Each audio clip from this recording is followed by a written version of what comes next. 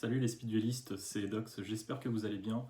Aujourd'hui on se retrouve pour l'ouverture de la nouvelle display Cicatrice de bataille, la nouvelle extension Speedduel, la troisième, qui sort aujourd'hui le jeudi 1er août, ainsi que le deck de démarrage des Prédateurs Ultimes, que vous voyez juste ici. Alors je vais plus me concentrer sur l'ouverture de deux displays, on va voir ça ensemble. Pour les decks de démarrage, vu que c'est exactement les mêmes cartes à chaque fois à l'intérieur, je vais plus faire une ouverture de mon côté et vous expliquer certaines cartes qui pour moi ont du potentiel, qui peuvent être comblées justement avec des nouvelles cartes de la nouvelle extension. Donc je vous dis à tout de suite pour l'ouverture des deux displays. Donc comme on peut le voir, Konami n'ont rien changé, ils font toujours des belles illustrations. Ici, la boîte est toujours composée de 8 cartes super rares, 8 cartes ultra rares et 34 cartes communes. Donc au total, ça fait 50 cartes. Donc 45 nouvelles cartes speed duel et 5 cartes compétences. Donc voilà, on va essayer de choper des bonnes cartes dans ces deux displays.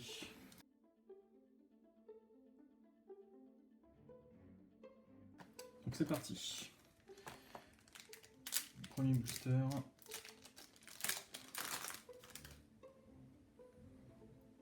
Cabazols, Mandragore, Destruction de Pioche et Danipon. Ça c'est très fort comme carte. Très bon monstre dinosaure. Je sais pas si vous voyez, du coup, c'est un monstre dinosaure qui a 1700 d'attaque avec le terrain dinosaure qui est dans le deck de structure, ça fait un monstre normal à 2000 d'attaque. C'est vraiment très fort. Hop, second booster. Ah, une carte compétence devant Decay. On va voir ce que c'est en dernier. Cercle envoûtant, encore un Cabazols, Screech et Bandit. Donc, première feuille de cette extension. Si vous avez max 1500 LP, vous pouvez activer cette compétence. Prenez le contrôle d'une carte posée dans la zone magie et piège de votre adversaire. Cette compétence ne peut être utilisée qu'une fois par duel. Donc ça peut être pas mal, mais bon, c'est pas ce qu'il y a de plus fort. Disons que la restriction des 1500 points de vie est un petit peu de trop.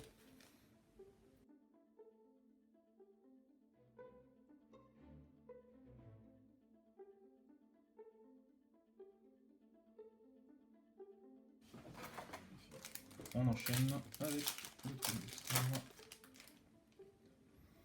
Nain Infernité, Serment de la Banane Forteresse, Tyrannus préhistorique et Zombie argenté à l'œil bleu.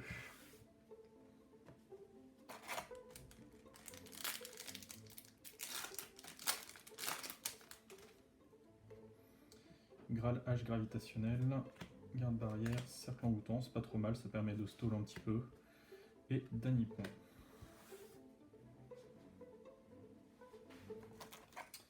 On continue avec un nouveau booster. Mandragore, Faucheur de feu, Machine à sous. Je m'en souviens, cette carte-là, c'était assez rigolo à l'époque quand on jouait dans les jeux vidéo. Et Machine pendule. Pas mal de cartes machines qui vont avec les compétences de Bandit Kane.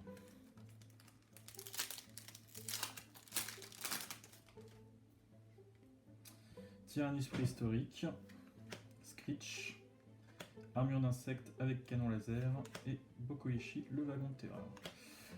Alors je vais essayer de m'arrêter un petit peu sur des cartes intéressantes, notamment le Screech qui peut être pas mal pour le deck haut. Lorsque cette carte est détruite en combat, on peut envoyer 2 monstres hauts depuis le deck au cimetière, donc ça permet d'envoyer les barbotines.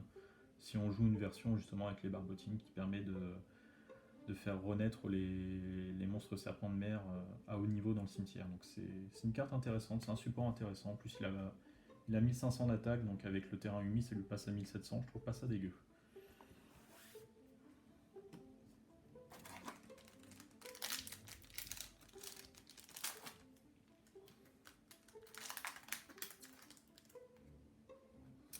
Usine de convertisseur, déchaîné, la baleine forteresse qui n'a pas été éditée depuis un petit bout de temps donc c'est pas trop mal, et faucheur de feu.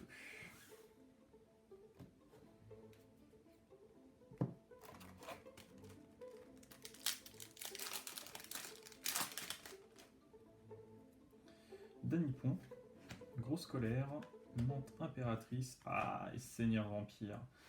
La première ultra de cette ouverture. Franchement, elle est plutôt classe. Ça fait plaisir de revoir une bonne carte rétro en speed duel dans une version ultra rare. Après, personnellement, je sais pas si elle sera vraiment énormément jouée. Elle a un effet qui est plutôt intéressant. Le fait qu'elle ait un sacrifice, c'est pas mal contre les decks burn. Par exemple, avec le masque du maudit, tu sacrifies une monstre qui est équipée, tu mets ça permet de le débarrasser. Je pense que dans Zombie, peut avoir sa place à voir. À voir.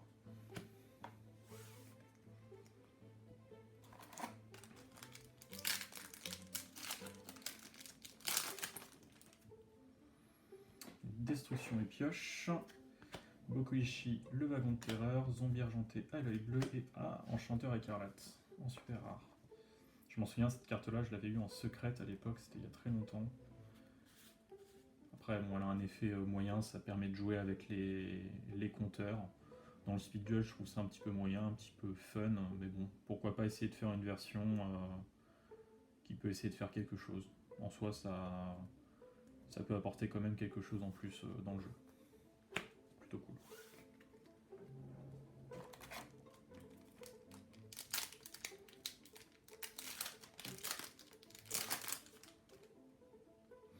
Donc Screech, Volant 7 qui augmente soit de 700 d'attaque, soit 700 de défense un monstre machine. Chevalier Commandeur, alors cette carte là, ça peut être assez insane. Si on en a deux, l'adversaire ne peut pas cibler de monstres par une attaque. Ça lock entre guillemets, c'est pas trop mal. En fait, tous les monstres guerriers que vous contrôlez déjà gagnent 400 d'attaque, et si vous contrôlez un autre monstre, les monstres contrôlés par votre adversaire ne peuvent pas cibler cette carte avec une attaque, si je contrôle un autre monstre. Donc l'adversaire est obligé d'attaquer une autre carte, mais si on en a deux, bah, du coup ça lock, ils peuvent pas attaquer les chevaliers commandeurs, donc c'est pas trop mal. Et sphère explosif, ça c'est pareil, c'est une faire comme carte pour les deck burn, clairement ça va accélérer entre guillemets le processus du deck burn, parce que disons que le deck burn pour la win condition se base beaucoup sur la carte magie, le masque du maudit, et du coup cette carte là accélérera un petit peu la win condition. En gros, si cette carte en position de défense face verso a été attaquée par un monstre de l'adversaire avant le calcul des dommages, équipez cette carte au monstre attaquant, puis durant la prochaine stand-by phase de votre adversaire, détruisez le monstre équipé avec cette carte, et si vous le faites, infligez des dommages à votre adversaire égaux à l'attaque que le monstre détruit avait sur le terrain. Donc en gros, voilà, ça permettra d'infliger plus rapidement des points de vie à l'adversaire.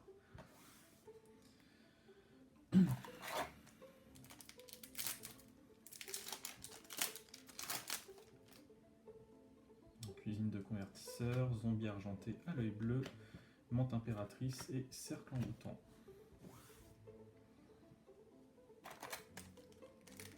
Je m'éternise pas trop sur les monstres normaux, à part avec la compétence de Bandicane qui permet éventuellement d'invoquer avec un sacrifice en moins. Je trouve qu'ils n'ont pas vraiment leur place dans la méta, mais bon, ce n'est que mon avis. Destructeur de noyaux allié de la justice, c'est pas trop mal, ça permet de détruire les monstres lumière au début de la dommage table, donc avant le calcul des dommages, c'est pas trop mal. Ça peut détruire un dragon blanc aux yeux bleus juste en l'attaquant, pourquoi pas. Machine pendule, garde barrière et araignée lanceuse.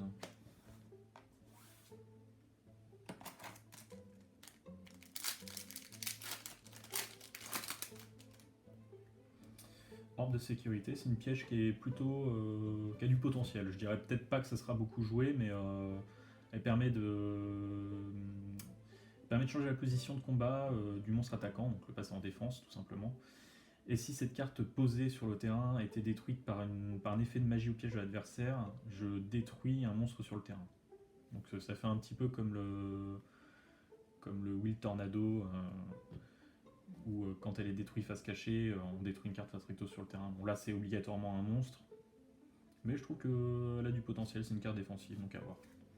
Repos éternel qui détruit tous les monstres équipés d'une carte équipement. Début de la fin, est-ce qu'elle sera jouée en speed duel? Je ne sais pas, je ne pense pas. Et maîtrise de puissance magique qui met des compteurs sur les monstres qui peuvent avoir des compteurs. Tout simplement. Ah, ça c'est cool. Ça sera la compétence de Rex en ultra. pour moi, elle n'aura pas forcément un grand impact dans la méta, mais la carte est plutôt jolie. Machine à sous, déchaîné qui permet d'invoquer spécialement, en sacrifiant un Garfield, le Chevalier de Fer, d'invoquer spécialement un Garfield, le Maître Escrimeur, depuis le deck. Donc c'est pas trop mal depuis la main. Et puis l'évolution double. Donc ça c'est plutôt cool pour la collection. En plus elle est plutôt belle en ultra rare. On va la mettre dans une pochette blanche, ça va bien ressortir. Je vous laisse voir. Hop. Donc c'est plutôt cool. Après voilà, comme je vous ai dit, selon moi elle n'aura pas un très grand impact dans la méta pour l'instant. Parce qu'elle a quand même beaucoup de restrictions. Je vous laisse regarder. Au début de votre draw phase, au lieu de piocher une carte, vous pouvez payer 1500 points de vie, déjà c'est cher. Pour activer cette compétence, bannissez un monstre dinosaure et un autre monstre non dinosaure depuis votre main et ou dans le cimetière. Donc déjà 1500 points de vie, on pioche pas et bannir de monstres, ça fait très très cher pour invoquer spécialement un monstre dinosaure de minimum niveau 7 depuis la main ou le deck. En ignorant son invocation, cette compétence ne peut être activée qu'une seule fois par duel. Je trouve que c'est très très très très cher pour comme condition d'invocation pour un monstre qui peut se faire péter par un effet de carte. Donc, bon. On continue.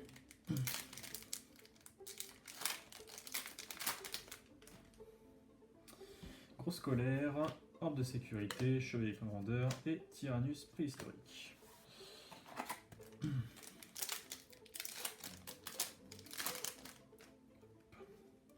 Faucheur de feu, maîtrise de puissance magique, machine pendule et... Ah yes, Dekoichi. Ça c'est très très bien comme carte.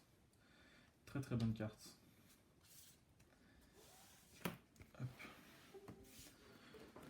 Je vous montre. Super bien en plus. Donc c'est un monstre machine ténèbres. Donc déjà elle peut être combotée avec la compétence de Bandy Kane qu'on aura peut-être plus tard. Lorsqu'il est flippé, on pioche une carte et on pioche une carte supplémentaire pour chaque Bokoichi qu'on contrôle. Bon, je pense que Bokoichi ne sera pas forcément joué, mais le fait que ce soit un monstre flip pour piocher une carte et qu'il a une stat d'attaque plutôt correcte, ça en fait un très bon monstre. Très bonne carte.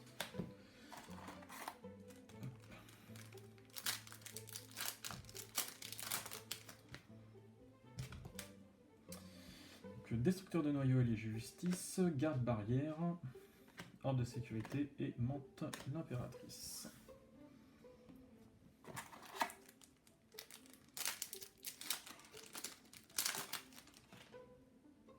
Baleine forteresse, maîtrise de puissance magique, machine à sous et nain infernité.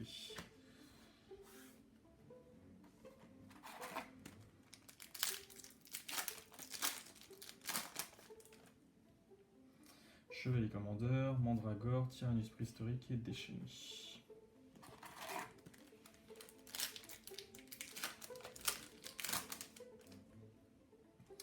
Maîtrise de puissance magique, baleine forteresse, maître artisan Gamil et Graal H gravitationnel. Cette carte là, c'est une nouvelle entrap. En gros, durant la dommage tape, lorsqu'un monstre face recto que vous contrôlez combat, donc soit pendant le tour de l'adversaire, soit pendant notre tour, on peut envoyer cette carte depuis notre main au cimetière, il gagnera 300 d'attaque.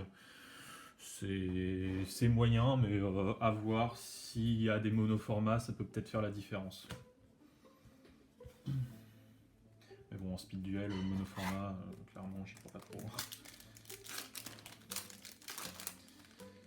Hop. Alors, esprit de combat, cercle envoûtant, araignée lanceuse et... Ah yes, trou draconique. Alors cette carte-là, je la recherche en x3, parce que malgré ses faibles stats, je trouve que son effet est plutôt intéressant. C'est un monstre dragon. Si cette carte est détruite en combat et envoyée au cimetière, invoquez spécialement un trou draconique depuis votre deck, tout simplement. En gros, ça permet de stall un petit peu le terrain, toujours avoir un monstre pour se défendre. Et le fait que ça soit un monstre dragon, ça peut être comboté avec des cartes bien particulières. Ça se prend pas les pièges, la piège par l'interception, etc. Je pense que cette carte-là, franchement, elle a du potentiel. Elle fera partie d'un de mes prochains decks que je vais vous présenter dans les jours à venir. Mais il me faut cette carte en x3.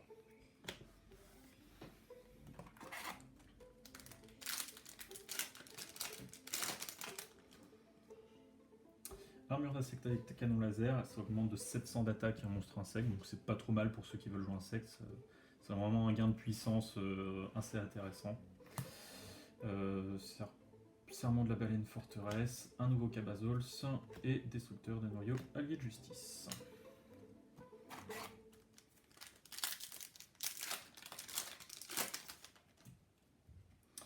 Land 7, destruction et pioche, déchaîné et nain infernité.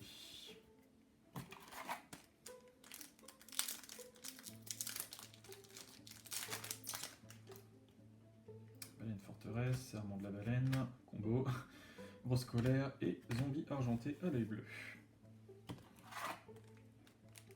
Allez, nous on veut du Metal Morph, on veut du Nightbeam. Hop, repos éternel, armure d'insecte avec canon laser, araignée lanceuse et destruction et pioche. On est à 6 foils, il doit nous rester à peu près 7-8 boosters. Pour l'instant on n'est pas trop mal. Cercle envoûtant, forgeron Kotetsu, Cavasols et Mandragore.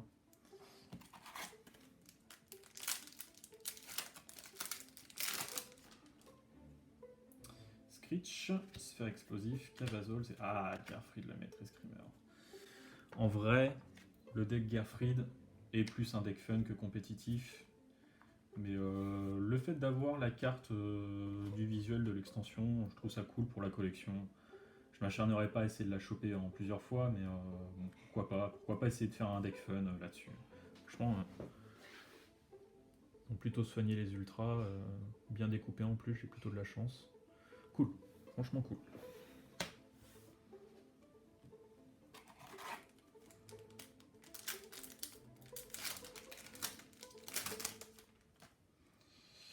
Maître artisan Gamil, Danipon, le début de la fin et sphère explosif.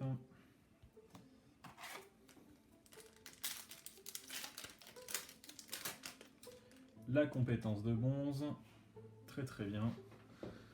Donc destruction de noyaux alliés, repos éternel, garde barrière et le serviteur du roi déchu qu'on va protéger et que je vais vous montrer tout de suite. Donc la skill de bronze qui est fait pour jouer avec le deck crâne serviteur. Une fois par tour, vous pouvez envoyer un monstre normal zombie de max niveau 3 depuis votre deck au cimetière. Donc une fois par tour, vous envoyez un crâne serviteur depuis votre deck au cimetière. Si les 3 sont dans le deck, c'est très bien. En 3 tours, vous avez les 3 au cimetière. Et lorsque vous avez un roi des crânes serviteurs sur le terrain, il aura 3000 d'attaque, c'est très fort. Bonne compétence pour le deck roi des crânes. On est à 8 foils, franchement, c'est le ratio de base. Si on top une autre foil, franchement, on est plutôt bien. Faucheur de feu, orbe de sécurité, maître artisan Gamil et début de la fin.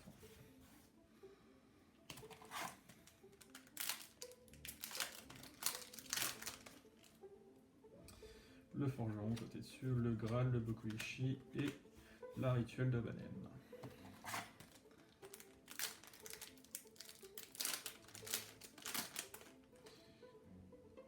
L'armure, garde barrière, menthe impératrice et le début de la fin. Il nous reste 4 boosters. Il nous reste 4 boosters, franchement, il y a moyen. Il y a moyen d'avoir une petite feuille, une 9e petite feuille, ça serait cool pour cette première boîte. Brelante 7, machine à sous, araignée lanceuse, machine pendule.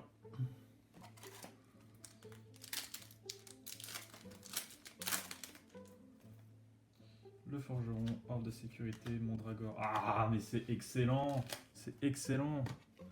Rayon nocturne, franchement, c'est une excellente boîte. Très très bonne boîte. 4 ultras. Bon, certainement la meilleure de l'extension. Rayon nocturne. Trop bien. Cibler une magie de piège posée, contrôlée par votre adversaire, détruisez la cible. Votre adversaire ne peut pas activer la carte ciblée en réponse à l'activation de cette carte. C'est une très bonne carte pour les decks qui peuvent au TK. Ils peuvent pas chaîner, donc tu fais ça en main phase, ça peut péter, une tempête d'Etaqua, il pourra pas la chaîner.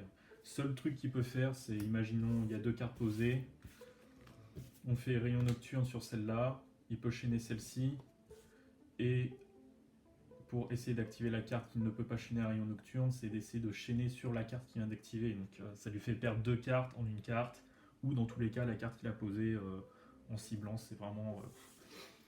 c'est très fort, Rayon Nocturne, clairement, je pense que c'est la meilleure la meilleure ultra de l'extension, clairement. Ça fait 9 foils pour cette première boîte, c'est vraiment rien à dire, très bon tirage. Il nous reste encore 2 boosters, on ne sait jamais, on peut faire le hold-up. Un Cabazols, une machine à sous, Chevalier Commandeur et Esprit de combat.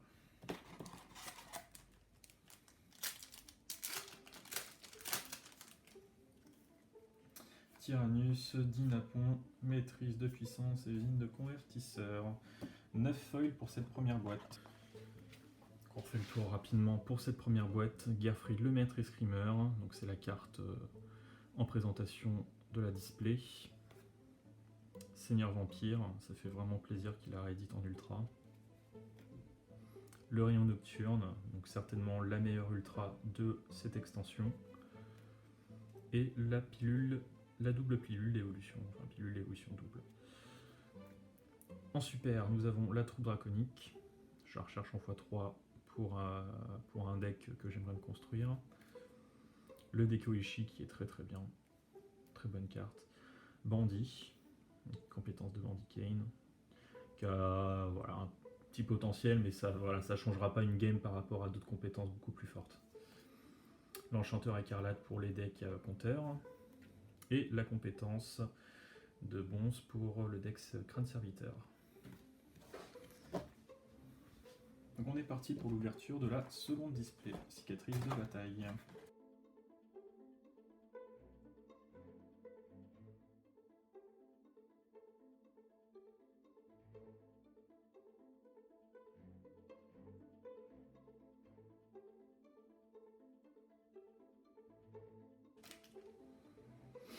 Maîtrise de puissance magique, machine à sous, déchaîné et un nouveau seigneur vampire. C'est cool. Franchement, moi c'est une carte que, voilà, qui m'a marqué quand j'étais gosse, donc ça me fait plaisir de l'avoir en 2 fois, c'est très bien, c'est plutôt cool. C'est une carte qui me tient à cœur, donc je suis content.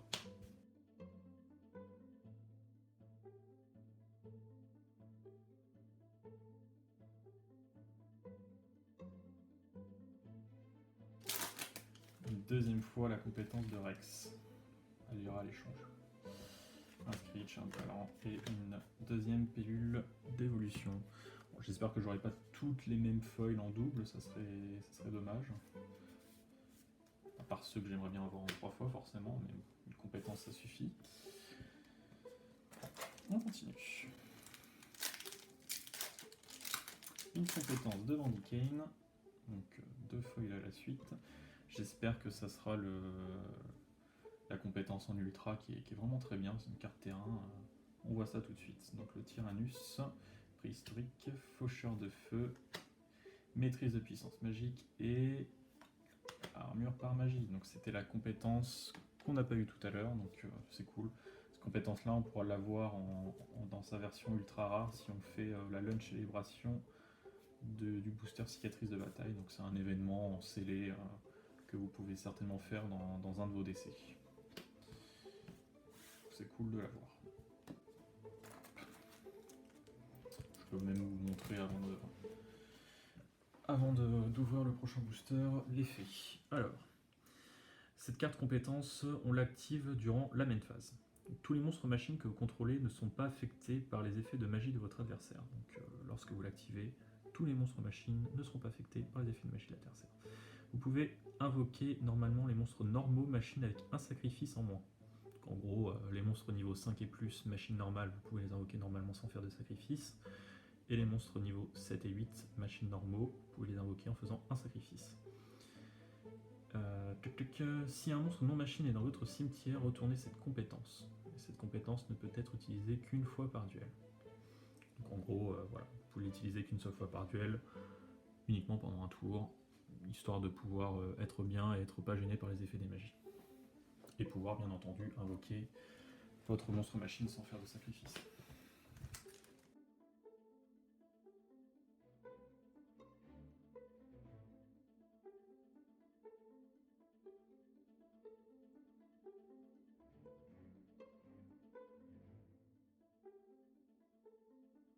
Chevalier commandeur, armure d'insectes, serment et revolver dragon qu'on n'avait pas eu tout à l'heure. Donc ça c'est plutôt cool. Après la carte, personnellement, voilà, elle n'aura pas un grand impact dans la méta, mais voilà, le fait d'avoir une carte rétro comme ça, pareil, c'est le côté old school qui ressort, je pense. Ça peut éventuellement être joué avec la compétence de Joey, It's My Lucky Day, mais c'est voilà, 2 sacrifices pour détruire un monstre contrôlé par l'adversaire, c'est lourd. Une fois par tour, vous pouvez cibler un monstre contrôlé par votre adversaire, lancer une pièce 3 fois et détruisez le si minimum 2 résultats sont face. Donc, et encore, je crois que It's My Lucky Day, c'est tu choisis un seul lancer de dés ou une seule lancée de pièce. Donc imaginons on fait deux fois pile, c'est mort.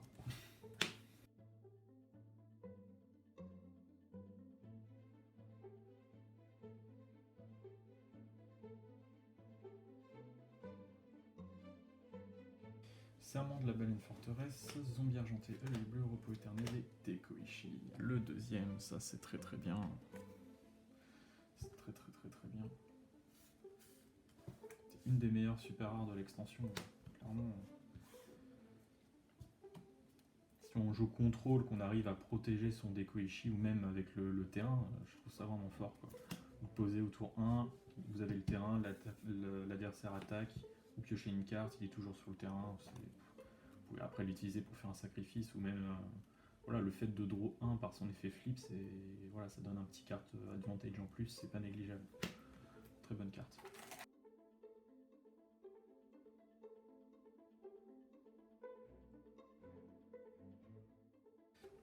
Machine pendule, esprit de combat, forgeron Kotetsu et une deuxième troupe draconique. Ça c'est très bien, je suis super content. Deuxième troupe draconique et deuxième Dekoichi, c'est très bien, il va falloir que j'en trouve un de chaque. Ouais, je suis plutôt content. J'espère que la dernière ultra, ou si j'ai un petit peu de chance, 2 ultras, ça sera du lourd. Style métamorphe ou un deuxième Nightbeam, ce serait bien. Ou alors la compétence de Bandicane aussi, que je n'ai pas en ultra, parce que du coup c'est la seule qui va me manquer. Parce que j'ai eu les 2 autres tout à l'heure. Machine à sous, Bokoichi, Serment de la baleine et un deuxième rayon nocturne. Et sérieux, si ça c'est pas de la chance, trop bien. 2 Nightbeam en 2 displays, quoi. J'ai pas encore regardé les cotes, mais à mon avis, je pense que ça doit être la plus chère de l'extension. Enfin, clairement, ça sera la plus recherchée. C'est génial, franchement. Il n'y a rien à dire. J'ai vraiment beaucoup de chance.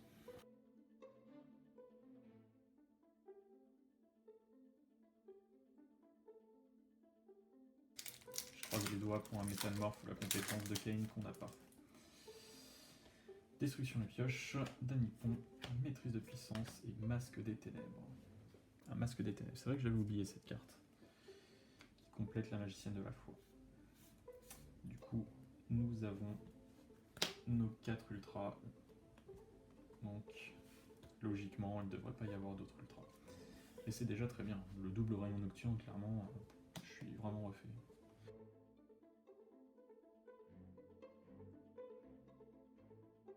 Déjà, on est déjà à un ratio correct, un 4 et 4, c'est le ratio de base, donc clairement, on demande une feuille de plus.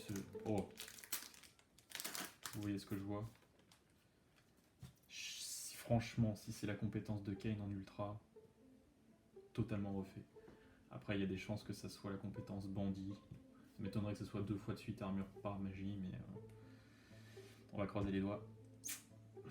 Sphère explosif, Tyrannus préhistorique, Screech et bandit, forcément. Ça paraissait logique. C'est cool quand même, je vais pas me plaindre.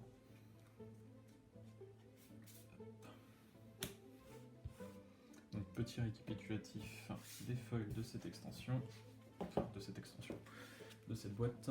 Du coup, une deuxième pilule d'évolution, un deuxième seigneur vampire, le masque des ténèbres qui vient compléter du coup la magicienne de la foi, ça c'est plutôt cool. Deuxième rayon nocturne, ça franchement c'est assez inattendu, donc j'ai beaucoup de chance. Deuxième troupe draconique, donc j'en cherche plus qu'un. Deuxième de Koichi, pareil, j'en cherche plus qu'un. Dragon Revolver qu'on n'avait pas open tout à l'heure, donc ça c'est plutôt bien pour la collection. Le bandit qu'on avait open tout à l'heure. Et l'armure par magie qui vient compléter des cartes compétences. Il nous en manque plus qu'une, du coup c'est la compétence de Bandit Kane, le terrain, que j'achèterai à l'unité du coup parce que je trouve que c'est plutôt une bonne carte.